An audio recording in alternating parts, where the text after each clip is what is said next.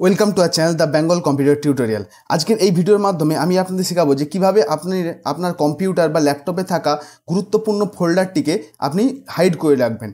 তার মানে হচ্ছে গিয়ে ধরুন আপনি কিছু ডকুমেন্টস রয়েছে একটা ফোল্ডারের মধ্যে, যেটা আপনি হয়তো অন্য কারোর সঙ্গে শেয়ার করতে চান না বা কাউকে দেখাতে চান না, ঠিক আছে। তো হয়তো আপনি পেন ড্রাইভে কোনো একটা ডকুমেন্ট নিয়ে যাচ্ছেন কোথাও কপি করে, সে তার মধ্যে হয়তো একটা কিছু ফোল্ডার আছে আপনার ইম্পর্টেন্ট, আপনি হয়তো চাচ্ছেন যে সে যেন না সেই ফোল্ডারটা দেখতে পায়। তো এর জন্য আমাদের কী হয়, ফোল্ডারকে হাইড করার প্রয়োজন হয়। তো আজকে আমাদের এই ভিডিওর মাধ্যমে আমি আপনাদের কীভাবে হাইড করতে হয় ফোল্ডারকে এবং আনহাইড করতে হয় সেটা নিয়ে আলোচনা করব।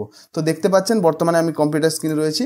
এবার আমি ধরুন এখানে আমার কম্পিউটারে এই যে ডি ড্রাইভে ধরুন আমি এখানে কয়েকটা ফোল্ডার রয়েছে, এর মধ্যে আমি ধরুন না এই যে মাই ইম্পর্ট্যান্ট ফোল্ডার বলে একটা এখানে ফোল্ডার রয়েছে। তো আমি চাচ্ছি যে এটাকে আমি হাইড করে রাখতে, এবং এটা আপনি পেন ড্রাইভের ক্ষেত্রেও ইউজ করতে পারবেন সেম প্রসেসে। তো যে ফোল্ডারটাকে আপনি হাইড করতে চাইছেন সেই ফোল্ডারটাকে আমি কি করব, আমরা যেহেতু ডি ড্রাইভে দেখাচ্ছি আপনি ওটা পেন ড্রাইভে করতে পারেন। তো এটার উপর রাইট ক্লিক করবেন অ্যাট ফার্স্ট, তারপরে কোথায় যাবেন, এখানে প্রপার্টিজ বলে একটা অপশান রয়েছে, এই প্রপার্টিজ অপশানে ক্লিক করবেন, ঠিক আছে। এবার এখানে দেখবেন এই যে হিডেন বলে একটা অপশান রয়েছে, একদম নিচে চলে এলে দেখতে পাবেন হিডেন। তো এই অপশানটাকে টিক মার্ক করবেন এবং এই রিড অনলি এই অপশানটা থেকে টিক মানে যে সিলেক্ট করা ছিল এটাকে তুলে দেবেন। এই হিডেন অপশানে দেখে নেবেন টিক মার্ক আছে কিনা, এরপরে আপনি কি করবেন, ওকে অপশানে ক্লিক করবেন। দেখুন ওকে অপশানে ক্লিক করার সঙ্গে সঙ্গে কিন্তু আমার ওই ফোল্ডারটা কিন্তু এখান থেকে হাইড হয়েছে। দেখতে পাচ্ছেন আমার কাছে কিন্তু ওই ফোল্ডারটা আর নেই, যেটা আমার এখানে লেখা ছিল ওটা, ওই ফোল্ডারটা অলরেডি আমার কিন্তু হাইড হয়ে গেছে। এবার ধরুন আপনি পরে আপনি আবার ওই ফোল্ডারটাকে নিয়ে আসতে চাইছেন, তো আপনি কিন্তু যে জায়গা থেকে ফোল্ডারটাকে হাইড করবেন ঠিক সেই জায়গায় কিন্তু এসে ফোল্ডারটা বসবে। তো আপনাকে ফার্স্ট কী করতে হবে, যে লোকেশান থেকে আপনি হাইড করেছেন প্রথমে সেই লোকেশানটা ওপেন করবেন। যেমন আমি এখানে লোকাল ডিস্ক ডি থেকে ওটা হাইড করেছি, তো এমনি ডি ড্রাইভে চলে এলাম। তো এখানে দেখতে পাচ্ছেন ওই ফোল্ডারটা কিন্তু বর্তমানে নেই। তো এবার আমি ওটাকে কীভাবে নিয়ে আসবো, তো এটা নিয়ে আসার জন্য আমাকে প্রথমে কি করতে হবে, দেখবেন এই ওপরে একদম ভিউ বলে একটা অপশান থাকবে, এই ভিউ অপশানের ওপর একবার ক্লিক করবেন, ঠিক আছে।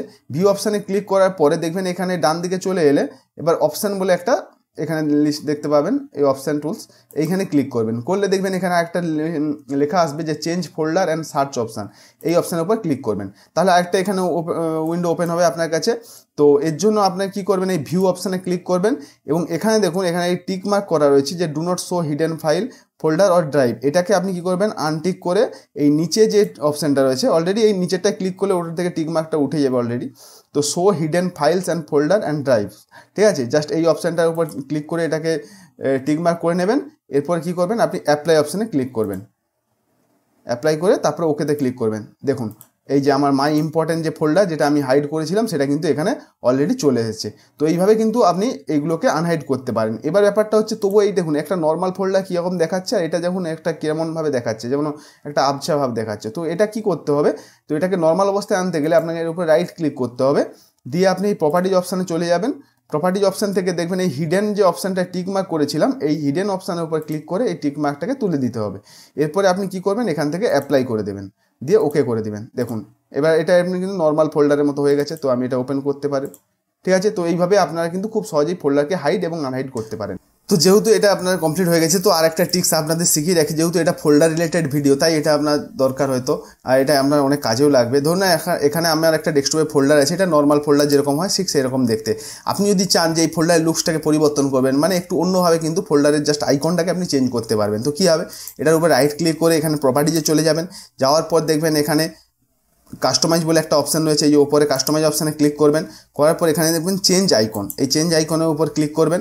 করে এখানে দেখবেন অনেকগুলো আইকন আপনি দেখতে পাবেন। এবার আপনার যে আইকনটা আপনার পছন্দ হবে, যে আমি এই আইকনটা আমার ফোল্ডারের মধ্যে রাখতে চাই, তো আপনি সেই আইকনটার উপর জাস্ট ক্লিক করে দেবেন। যেমন ধরুন আমি এই আইকনটার উপর ক্লিক করলাম, এরপর আমি ওকে করে তারপর এখানে কি করব, অ্যাপ্লাই অপশানে ক্লিক করে দেবো। দেখুন সঙ্গে সঙ্গে কিন্তু আমার ফোল্ডারের আইকনটা পরিবর্তন হয়ে গেছে। তো যদি ভিডিওটি আপনার কাছে হেল্পফুল মনে হয় তো ভিডিওটিকে লাইক করবেন এবং চ্যানেলটিকে সাবস্ক্রাইব করে রাখবেন আরও নতুন নতুন অনেক কিছু শেখার জন্য। ধন্যবাদ।